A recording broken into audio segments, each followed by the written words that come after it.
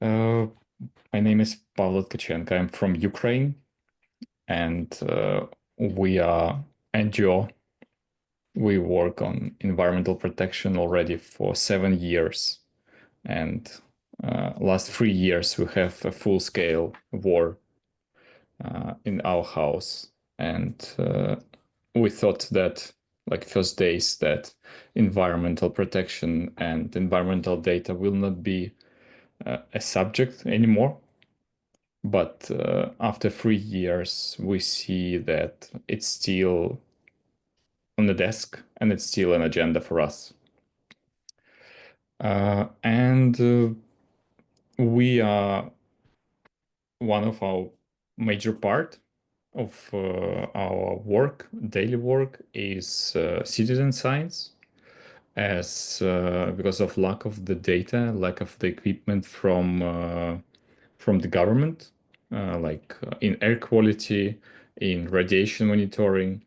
We search for solutions to do it by ourselves and to deploy different sensors, to use them as portable. And some of them we're building by ourselves, some of them we search around the world through the different partners like Safecast, like URED Monitor from Romania. And we doing these things with the support of organizations like Greenpeace, like Safecast, like Blues, and all that requires a lot of actions, a lot of power, a lot of resources, support even from the government. Like here, you can see how we were doing installation of sensors in Kiev, in Lviv, last year in May, already in last year, yeah. And everything from the sensors, it's like even if you have a sensor, you have to use the data somehow. It's not just a device install. It's the data comes somewhere. For that, we have a tool called Save Ecobot. It's a large system where we get a lot of information from. We take from not only from the sensors, we take also from official data sources, from different websites, emails, and it goes to the one server which processes it. And but if we will go to the case with the IoT sensor, then the question how the data is coming to us, the data that we will use and process. On for example, the sensor from Safecast and Blues, it's a radiation measurement device. It works completely independent. So it has, for the power to main board to work, it has solar panel, it has battery, it has reserve battery if the power from solar panel will not be enough. And from the battery which charges from that, and it has for measurement of the radiation sensor. And then when it measures, it delivers the data through the cellular model, through the cellular connection. So how does it work? So first step, it's measuring. Then the card responsible for the communications with the server communicating, and it's communicating with the base server maintained by developer of the equipment. It's Node Hub. The server forwarding the data to Save Ecobot API. It's our server. We are receiving it. After that, the data processed by the app, store it to the database, and it's visualized later by a map, or you can get the access through the API. So it's like few basic steps how to access the data. Internally, the system, the part where it's the savicable doing, like the right column, it's it's like large application programmed on PHP. We have database in MySQL. We have file storage for some information. We have public available pages. We have different internal processes for communicating, for backing up, for easy access through the API, etc., etc. And for the most popular part, it's a website. It's of Save Ecobot, saveecobot.com, where you can get access through things like maps, air quality widget. You can get access to the separate pages for air quality for the radiation. We have API. We share the data to open data portals. We have chatbots in Telegram and Rakuten. So different interface parts. The most popular is air quality map and air quality pages. If we talk about air quality. So if you type air quality Ukraine or air quality Kyiv in Google right now, you will 99% sure come to our tool, to our system. Because when people consume the environmental data, they don't know where to take it. And usually what they're doing, they just go to the Google and search. So that's why we are doing that. We try to get that free organic traffic from all things like this. We use for that also the open data of administrational structure of country. But there are registries where everything is broken, like region, district, city, part of the city.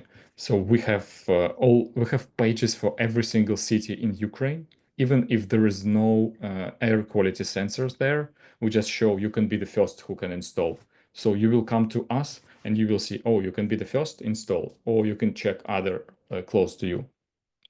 The same when the full-scale invasion of Russia started, and we have right now daily threat from radiation threat of occupation of Zaporizhia nuclear power plant, or even attack. So we created similar pages for the radiation. So if you type radiation Lviv, radiation Kiev, you will come to us. You will see the simple page with the answer, what's going on with radiation in this city. And the data also comes from our sensors or from official sources. And the same with the map. It shows you the simple interface for the map.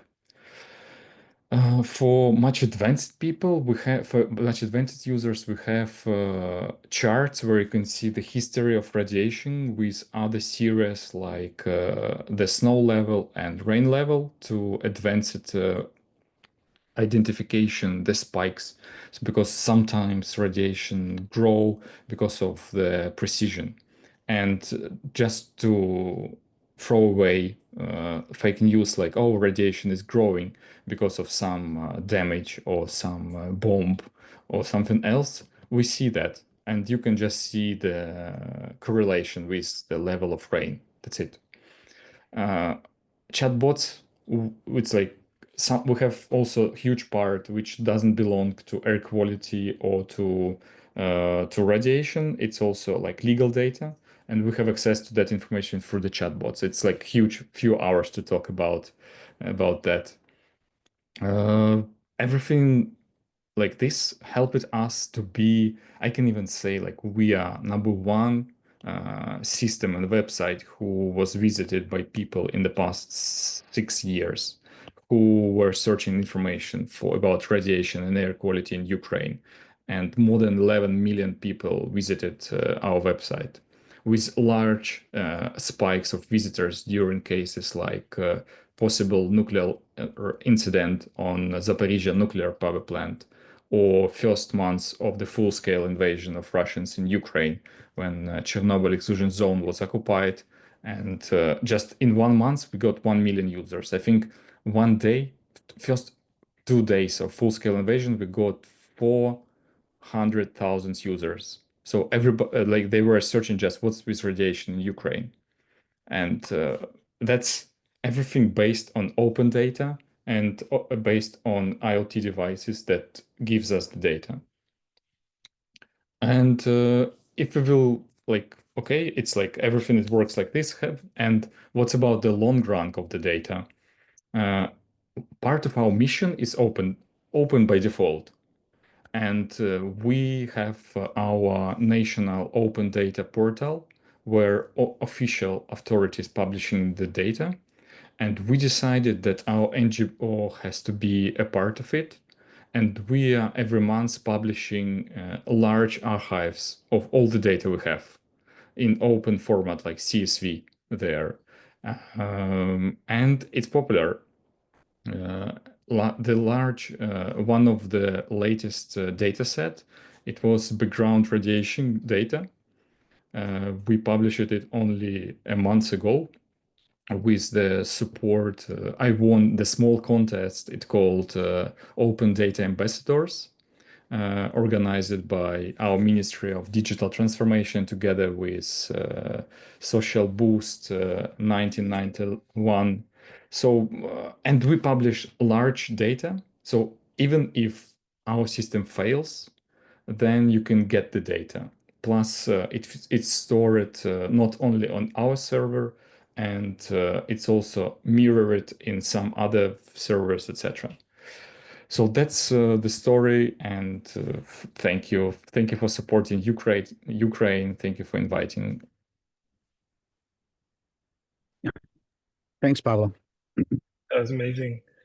So Yeah. when you get a flood of people coming in, did you experience some downtime on your server, or was it just Yes. like how did okay, so how did you deal with it? How did you manage to recover from the overflow of requests and like your community growing so quickly? How did you set it up so you could scale so fast? Um, It was so we had already at that time the Cloudflare, that's cloud network Mhm. that stands between visitor and your server, and it can cache requests, and that helped us a lot.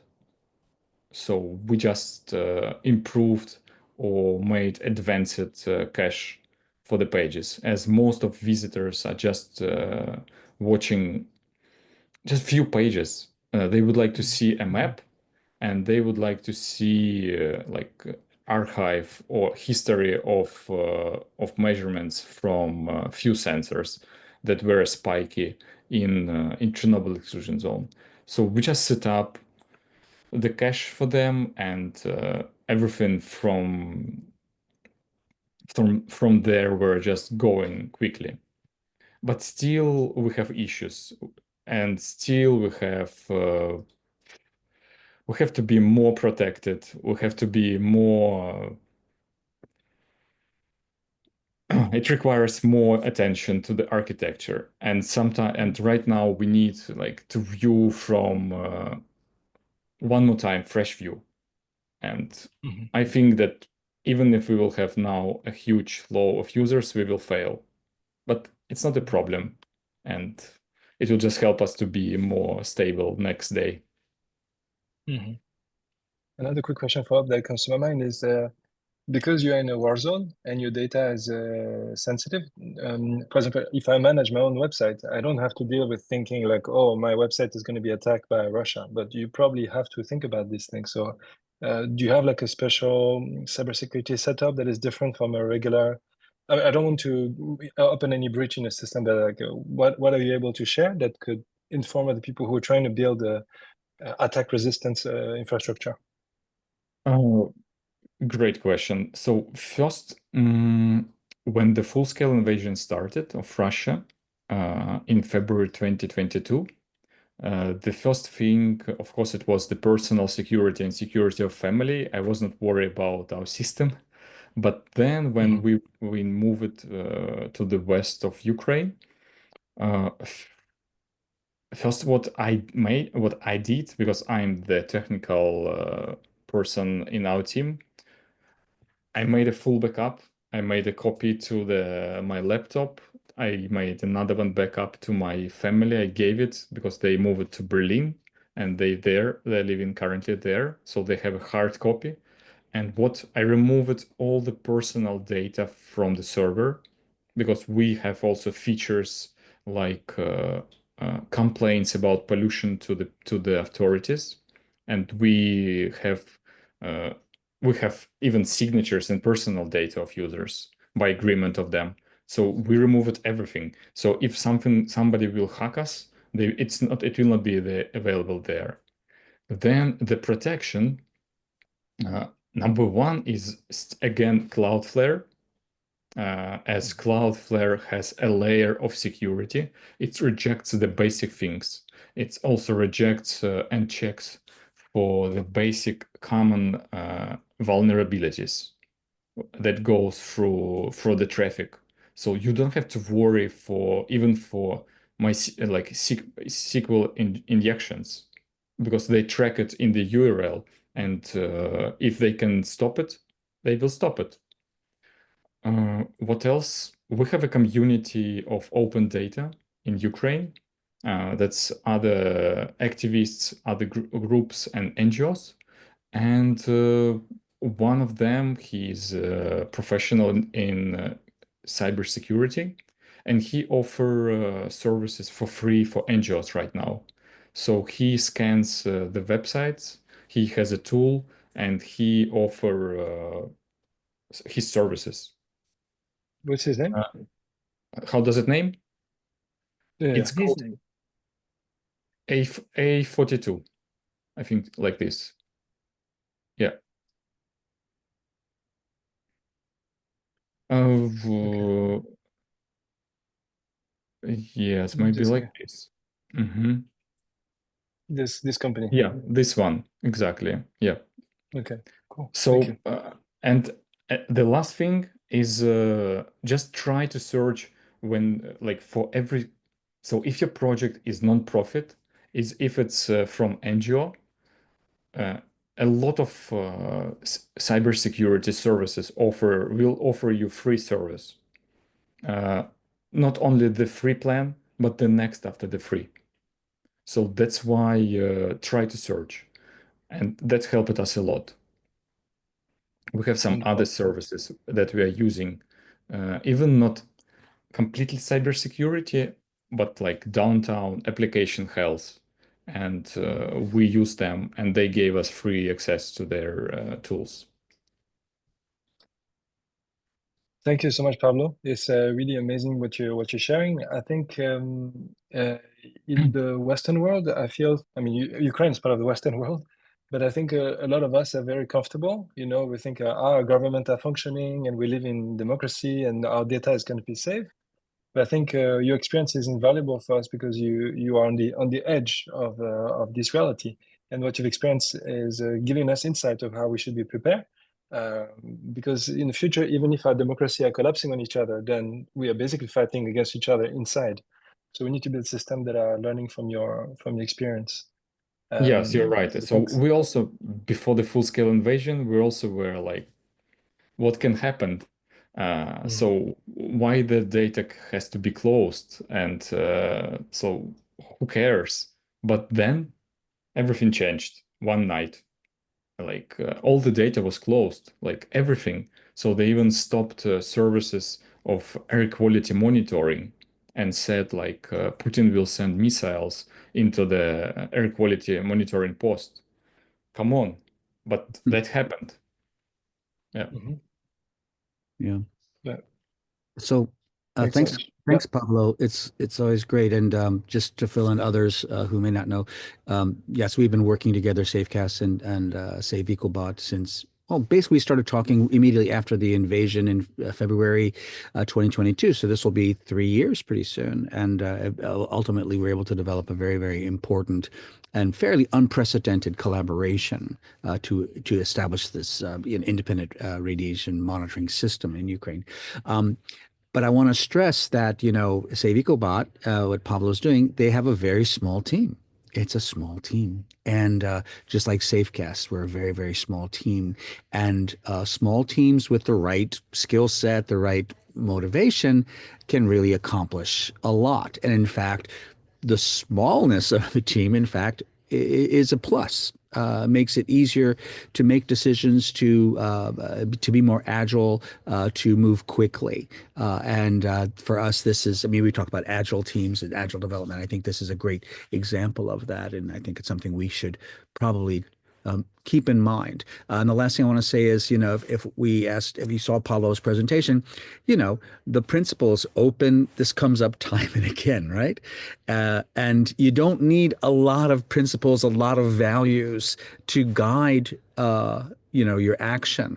Because again, everything cascades from, you want to be open. Well, that means you're going to do this. That means you're going to do that. These things come out very logically and naturally. So just a few principles and guidelines are probably enough. And you'll find a lot of people who share that. And the last thing I'll just say is that, in our experience, and I talk with Pavlo, almost every day, and just the stuff you encounter from officials, and we talked about Pavlo just before you came on. We were talking about our vision. What are the problems? How do you feel about the situation with the climate? And it's frustrating, right? And often it's because officials just don't get it. Or if they do get it, they have some other motivation not to really do the smart things that need to be done. And this is very, very frustrating. And yet, we need to be the voice for doing the right thing and to Yeah, make it. it's the small example. Remember, SB, like a few days ago, I told you that officials came to me as representative of, say, Dnipro to help them build radiation monitoring in the region of Mm. Ukraine. We were talking that, oh, great, we can work, but then at the end, they just dropped the call and said, oh, we are no longer interested in that. Come on, I spent a lot of time already. It's like you came to me, not me. Yesterday, they came again. Oh, no. They came again to me yesterday and said, sorry for such bad conversation last time. Let's work together." So after certain time, your experience and your level of trust will be on such level, on such position, when even officials will start like coming to you and speaking to you.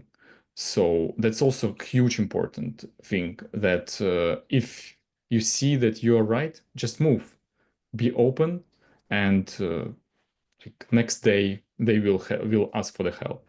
Yeah. Yeah.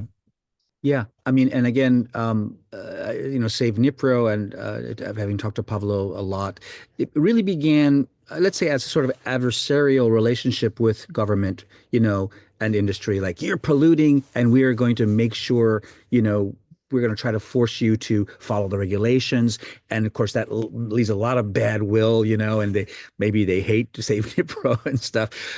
But the war started, and I think your attitude changed. He's like, okay, we're going to cooperate, for the sake of the nation. And it changes the interactions. It doesn't have to be adversarial.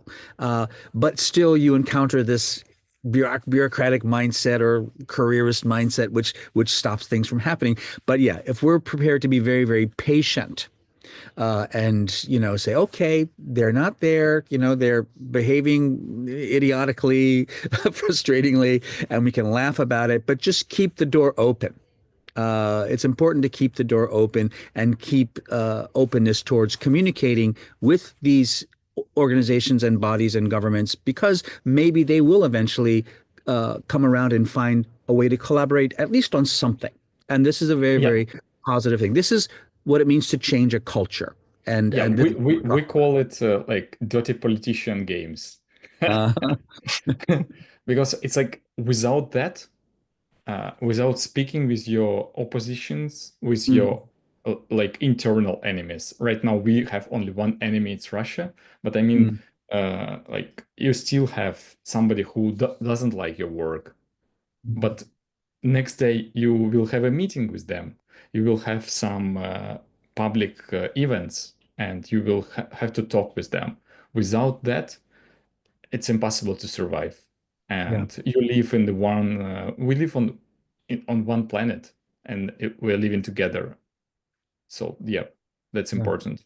Yeah, a lot of, and again, trust is essential there. And a lot of the time, and this is my experience, our experience with Safe Test as well, they just don't understand what is it they're doing. Why are they doing it? Why are these people doing this? It's hard to believe in people doing this, on a volunteer basis for the public good, et cetera. It's hard for a lot of people in corporate the world or the government world to understand that there are people working on that basis. And once they understand, they go, oh, okay, we see. Our experience, and again, I just don't want to spend too much time on this, but we had conversations with TEPCO, again, years ago, back in 2017, 18, where we were going to offer them, we just wanted to share our information, et cetera. And in the first meetings, they were assuming that we were trying to sell them something, you know? And like, okay, here's our sensors. We have these sensors, and this is what we're doing. And it's like, okay, you want us to buy this? No, no, no, we're not talking about that. We're just want you to know, and hopefully we have some access to measure around the nuclear power. They just couldn't imagine because they're constantly getting people coming to them trying to sell them stuff. And this is, you have to understand from their point of view, why it's very, very difficult. And if you say, no, we'll give it to you, that's our experience with RadNote, right? Is we say, no, we give it to you for nothing. And they're like, why would somebody give it to you for nothing? It's hard for them to understand that. So this is part of there trust must be a building, helping catch. them understand. What's that, Caesar? They think there must be a catch.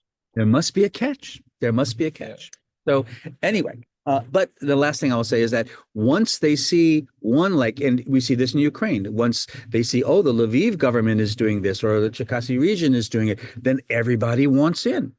They want to be associated with something positive and new and, successful and helpful. And it takes a while for them to get it, and they may not be committed enough. But ultimately, this is changing culture and changing assumptions. Thank you so much. Mm.